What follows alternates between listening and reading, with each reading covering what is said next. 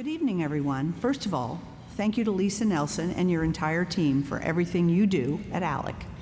For more than 50 years now, this organization has stood for a simple, powerful idea that limited government, free markets, and individual liberty are the indispensable principles that built this country, and that the states lead the way in preserving them.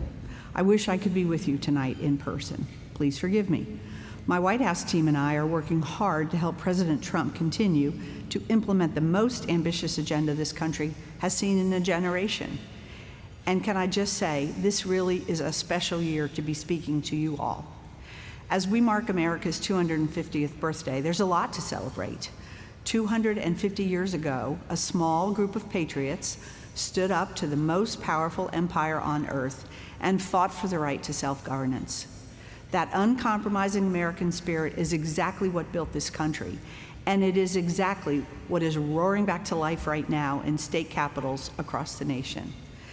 Because of the work happening in this room, the work of ALEC and the state legislators who carry these ideas home, and because of all this administration has been able to do in Washington, we are seeing real, tangible results for the American people. Historic tax cuts that are letting families and small businesses keep more of what they earn. We are witnessing an American manufacturing and energy renaissance with new investment being built right here in America instead of overseas. Reforms to our education system that put parents and students back in charge, and a serious and sustained fight against the waste, fraud, and abuse that has drained trust in government for far too long. None of that happens without the work of the states, and none of it happens without ALEC. This administration is committed to defending free markets, limited government, and individual liberty, so it's a tremendous honor, and I'm very humbled to accept the Iron Lady Award. This is inspired by the original Iron Lady, the great Margaret Thatcher, a woman who governed with a backbone of steel and a clarity of purpose that this world, frankly, could use a lot more of.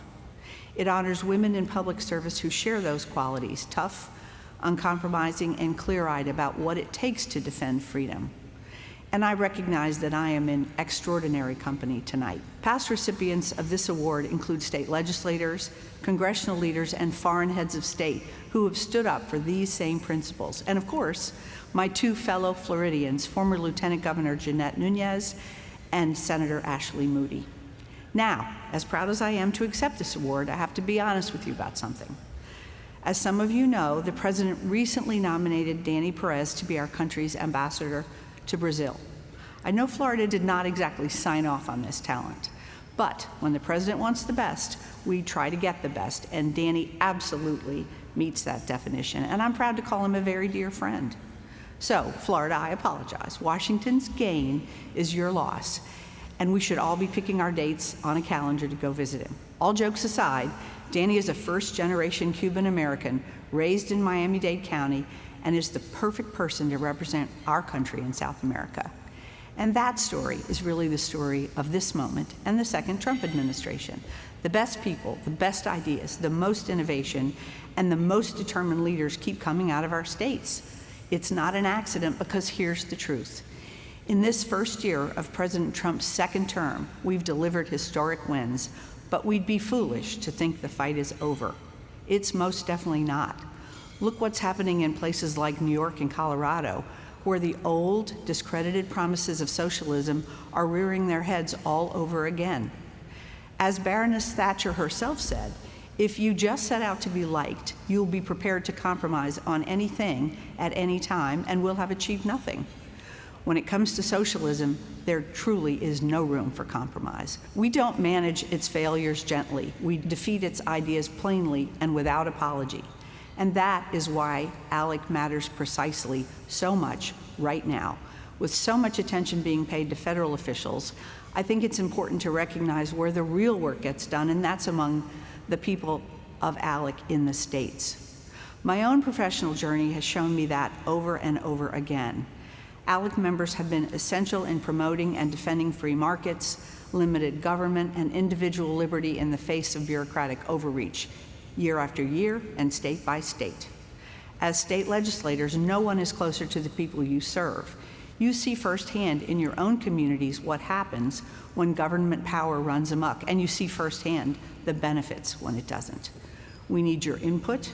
We need your strength. We need you to keep leading America into this golden age of prosperity and freedom, because it is in the states, not just in Washington, where the next 250 years of American history will be written. So please, don't hesitate to reach out to me or our White House team. The door is open.